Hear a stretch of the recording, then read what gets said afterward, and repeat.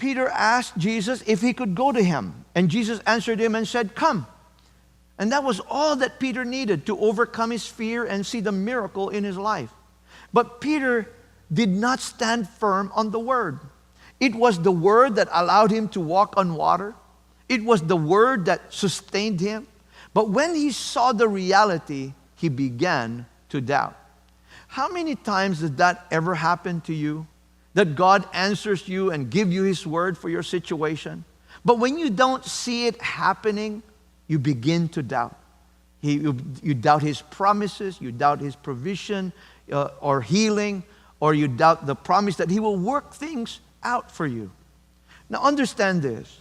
Whenever God gives a promise, there will be a problem before you see His provision. That's just part of life.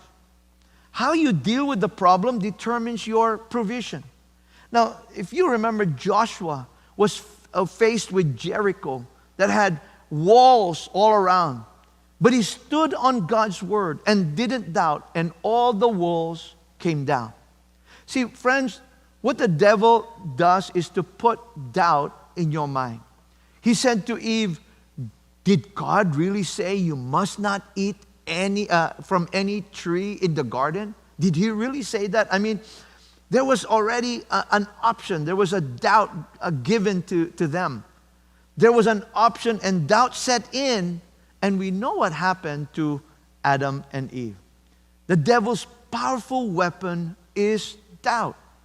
Because if he can make you doubt God's word, you will be ineffective and you will never see the provision and the promise of God. See, often the devil uses people to plant a seed of doubt in your mind. So be careful who you listen to. You know, there will be people that will say things that will make you doubt and doubt the promises of God in your life. You know, you need to believe God more than what people will say. You need to check it with what God's word says about you. You see, you are not who you think you are or what other people think you are. You are who God says you are. And you have what God says you have.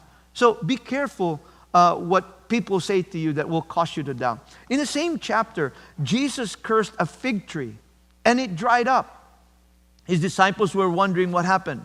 In Matthew 21, verse 21 to 22, it said, Jesus replied, "I tell you the truth, if you have faith and do not doubt, not only can you do what was done to the fig tree, but also you can say to this mountain, 'Go throw yourself into the sea,' and it will be done. If you believe, you will receive whatever you ask for in prayer." Friends, the most important thing is you hear from God. But when you hear, don't doubt. Stand firm on it, no matter what you see around you. So declare that today. I will stand on His word. All right? I will stand. I will not waver. I will stand on His word.